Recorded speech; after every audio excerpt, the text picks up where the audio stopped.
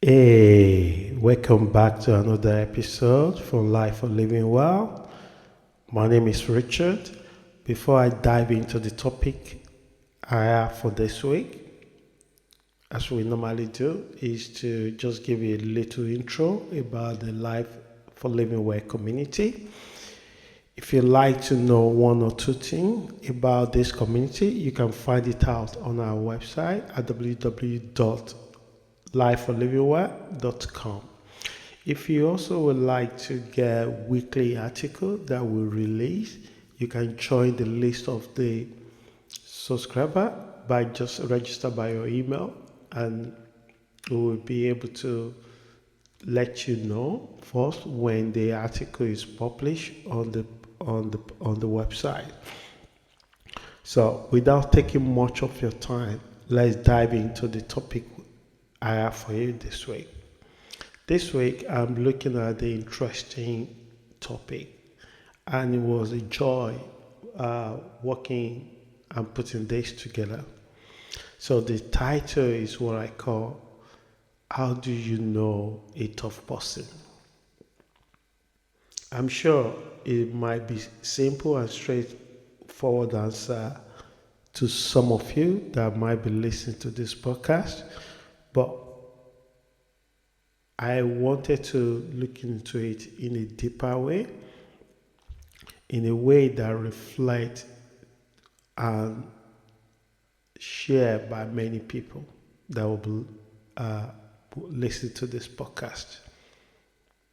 So we normally use an individual quote or inspiration of the same topic we're looking at, and we build a topic around it. So for this particular topic that we call, how do you know a tough person? So I'm taking from Tim Storey quote regarding being a tough person. So he put it this way: tough times don't last, but tough people do. This is what Tim said, and I absolutely agree with you. I agree with him.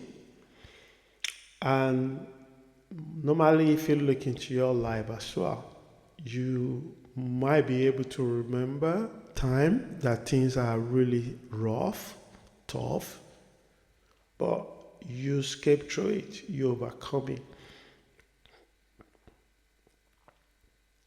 You are remain better, stronger, but the situation that stretched you at that time no longer exists, but you still remember it when you want to talk about it, or when somebody asks you a question relating to that.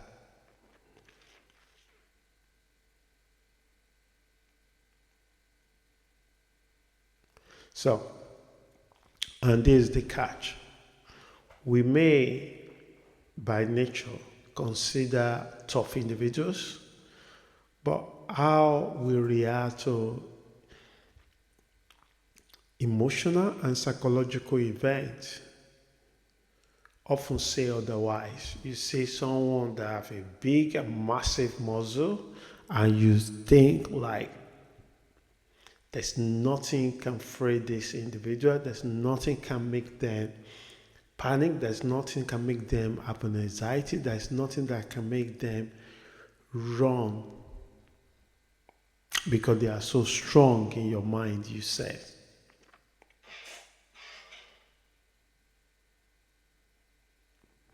But in reality, some people have developed themselves to embrace their challenges. They just roll with it. And they can only reveal the pain and the suffering they've been through if they choose to share it.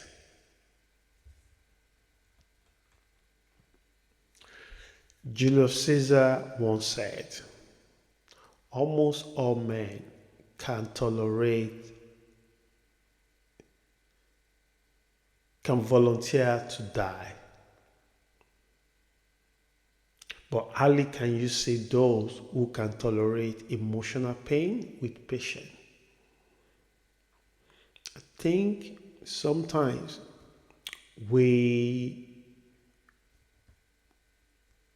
we misplace the definition of toughness. How someone can tolerate a physical pain, and the same individual could become very timid with emotional and psychological pain. And majority of people we struggle with emotional and psychological pain, while many people can tolerate the physical pain. So most our society look at the toughness of individual from the physical ability to tolerate pain.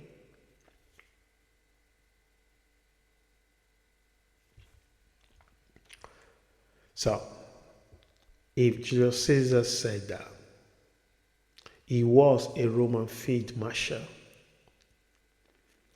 an imperial, he has seen many wars. So personally, I believe he knew what he was talking about. So in today's world, we face the same difficulties, emotional pains, and life challenges. Some people resort to short-term distraction, which may even create more damaging outcomes in their life, such as gambling, drinking, and they get hooked up to it and start treating them for alcoholism.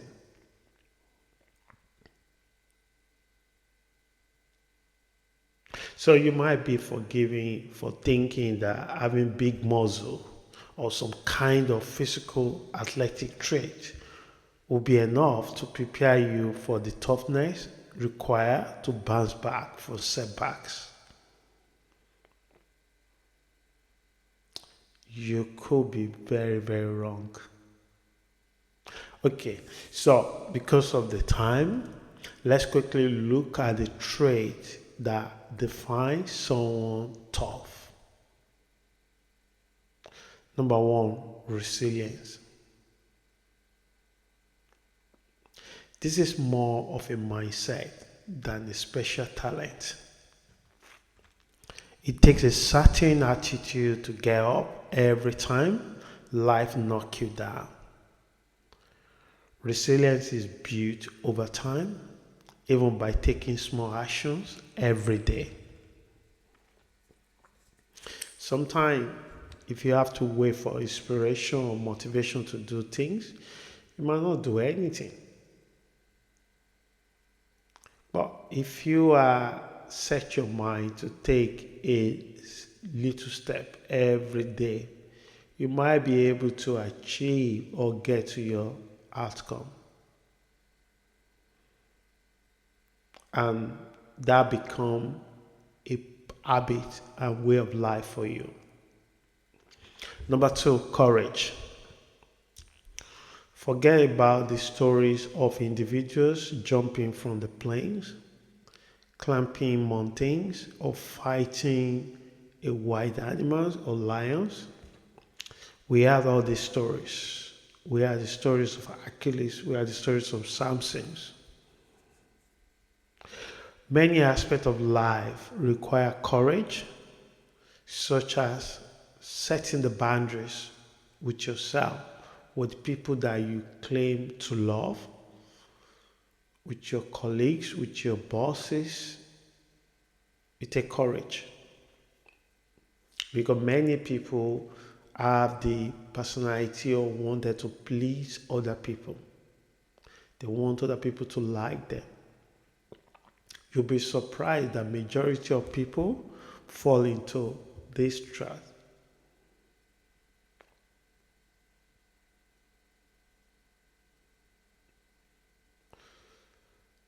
So, and it also takes courage to end abusive relationships. to say enough is enough.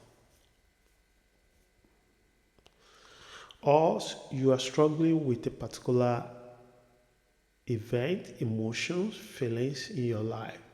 It takes courage to seek help, to book for a therapy, to see a counselor, to look for someone that can help you.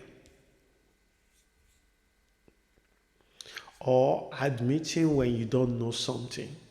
You can just say, I don't know. Even when people see you as the expert in the faith, it's possible that you don't know it. And you don't need to wear the mask, even though the people around you have their own expectation on that. It takes courage. Courage may be subtle, but its impact is enormous. I've seen people that they look timid on paper, but then you find them in the congregation or in an event where everyone that came to that event lack courage to come alone. They come with their close friends, they come with their family, something to give them a bit of confidence in the social group. And this individual just park their car and they just pop in and they just mingle with everyone. It takes courage. At that moment, you notice something about them. It's not their beauty, it's not the way they spoke, it's not the way they shake their hand, it's the courage to leave their house, to enter the car, and to come by themselves.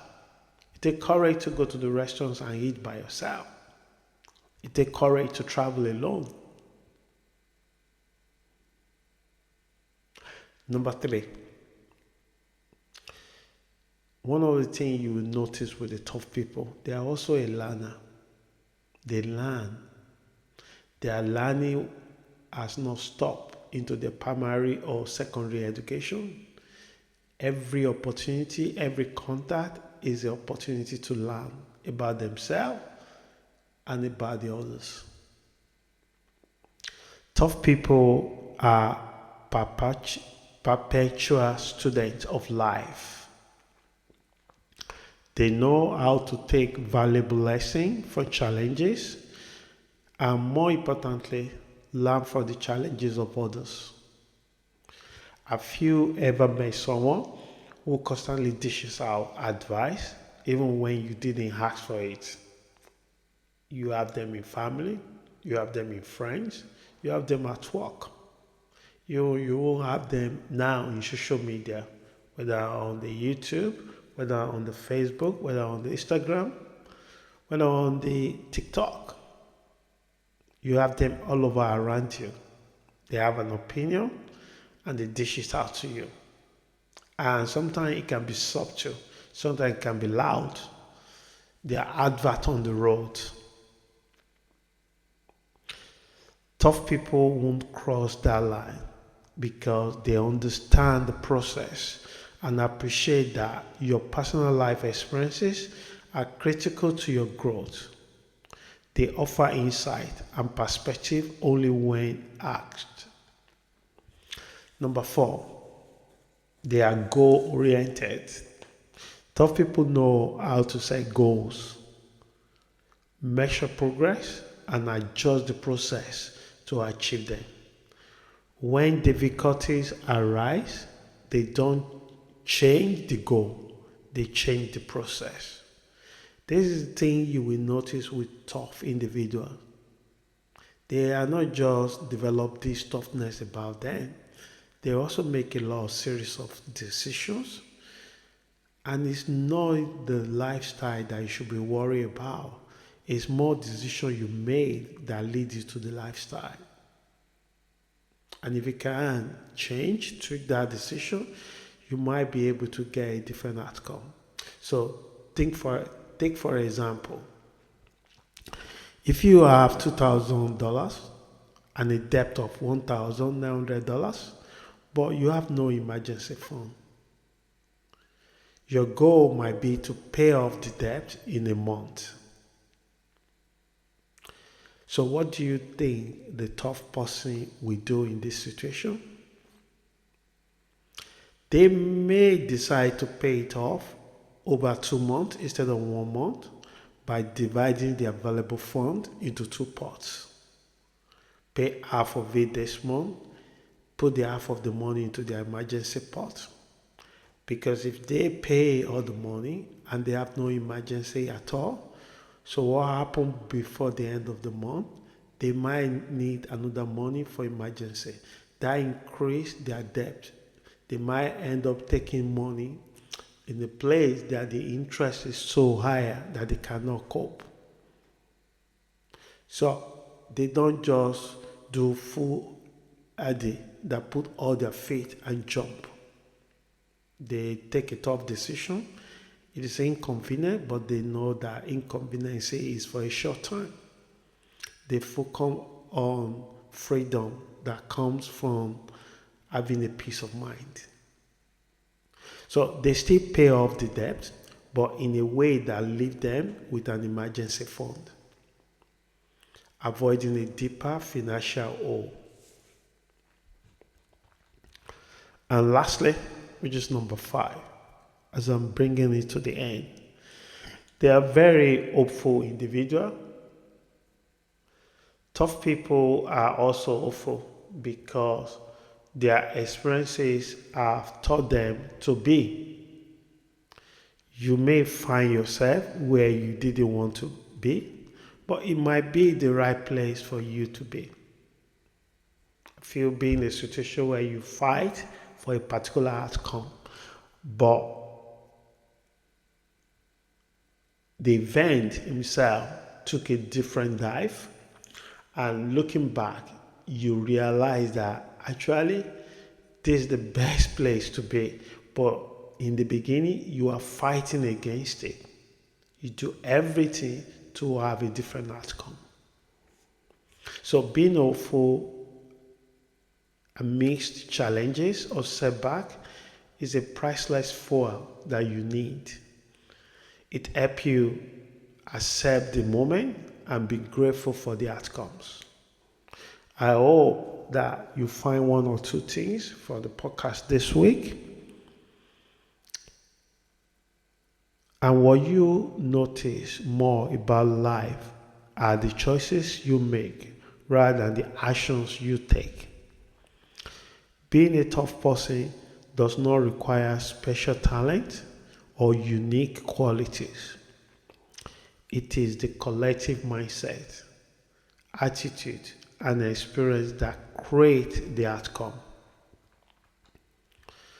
Are you a tough person? That's a question. And I believe as you listen to this podcast, you are tougher than you think. Reflect on your life and the many decisions you have made. Today, you are tougher and wiser. Tough people are not born, but made through the shift in their mindset and outlook toward experiences. I hope this podcast helps someone. If you know someone in your cycle that this community message will help, please send it out, share it with them, and let us hear your feedback. We're open to continue to improve it. And thank you for your time and have an amazing week. Ciao.